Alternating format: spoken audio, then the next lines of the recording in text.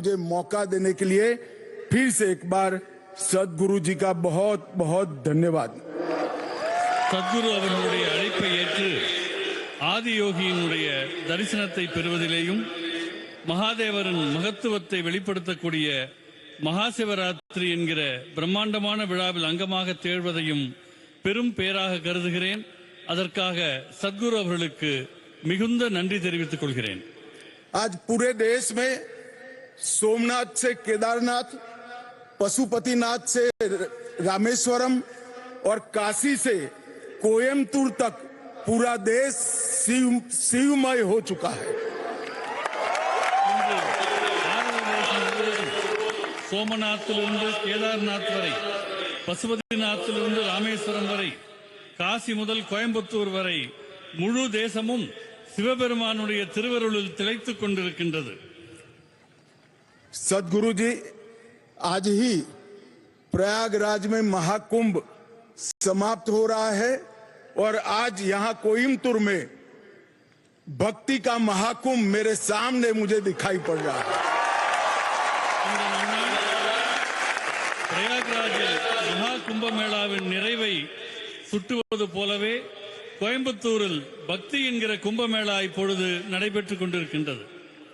मित्रों, शिवरात्रि सिर्फ एक पर्व नहीं है, आत्म जागृति की रात्रि है. जब समग्र ब्रह्मांड शिवमय हो जाता है तभी शिवरात्रि की अनुभूति कर सकते हैं. நண்பர்களே, மகாசிவராத்திரி என்பது வெறும் விழா மட்டுமல்ல, இது சுய விழிப்புணர்வுக்கான ஒரு இரவாகவும் இந்த முழு பிரபஞ்சமும் சிவபரம்பொருளினுடைய பெருங்கருணையில் அதிர்வுகளை உணரக்கூடிய நாளாகவும் அமைந்திருக்கின்றது. आज शिव और पार्वती का मिलन का दिन है.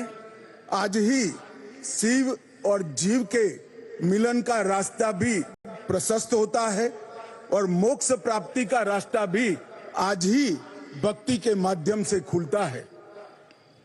இந்த நாள் சிவனும் பார்வதியும் ஒரு தெய்வீக சங்கமத்தில் இணைந்த நாள் மட்டுமல்ல, சிவமாகிய பரம்பொருளும் ஜீவாத்மாவும் விடுதலை என்கிற ஐக்கியத்திலே இணையக்கூடிய நாளாகவும் இருக்கிறது.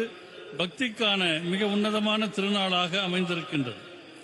शिव सिर्फ एक प्रतीक नहीं है, शिव एक कल्याणकारी चेतना है जो संहारक भी है और पालनकर्ता भी है, और दोनों की विशिष्ट भूमिका हमारे जीवन में होती है. சிவபரம்பொருளை பொறுத்தவரை அவர் விழிப்புணர்வுக்கான அம்சமாக வெளிப்பட்டவர். அவர் அழிக்கும் கடவுளாகவும் காக்கும் கடவுளாகவும் விளங்குகிறார். இரண்டுமே நம் வாழ்வுக்கு மிக முக்கியமானவை. शिव शंभू भी है, स्वयंभू भी है. शिव सत्य भी है, सुंदर भी है. शिव को भोलेनाथ भी कहते हैं, महाकाल भी कहते हैं, और यहाँ शिव आदि योगी के रूप में विराजमान है. சிவபெருமான் சம்போ என்று அழைக்கப்படுகிறார். சுயம்பு தான் தோன்றியாக அவர் கருதப்படுகின்றார். அவர் சத்தியம் சுந்தரமாகிய உண்மைக்கும் அழகுக்குமான வடிவமாக விளங்குகிறார். குழந்தைமயமான போலேநாத்தாகவும் உக்கிரமான மகாகாலராகவும் அவர் தொழப்படுகிறார். எல்லாவற்றுக்கும் மேலாக முதல் யோகியாக ஆதி யோகியாக அவர் விளங்குகிறார். शिव केवल आराध्य नहीं बल्कि अस्तित्व का मूल आधार है. அவர் வழிபாட்டுக்குரிய கடவுளாக மட்டுமில்லாமல் அனைத்துக்கும் மூலமானவராக இந்த பிரபஞ்ச இருப்பினுடைய மூலமாக திகழ்கின்றார்.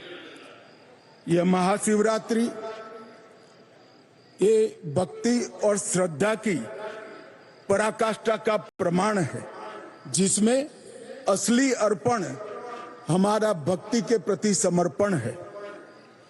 மகாசிவராத்திரி என்பது பக்தியினுடைய முழுமையான வெளிப்பாடாகவும் சரணாகதி தத்துவத்தினுடைய வெளிப்பாடாகவும் தன்னையே இறைவனுக்கு அர்ப்பணிக்கக்கூடிய தன்மையினுடைய கொண்டாட்டமாகவும் திகழ்கின்றது. मैं सदगुरु जी के लिए भी कुछ कहना चाहता हूं.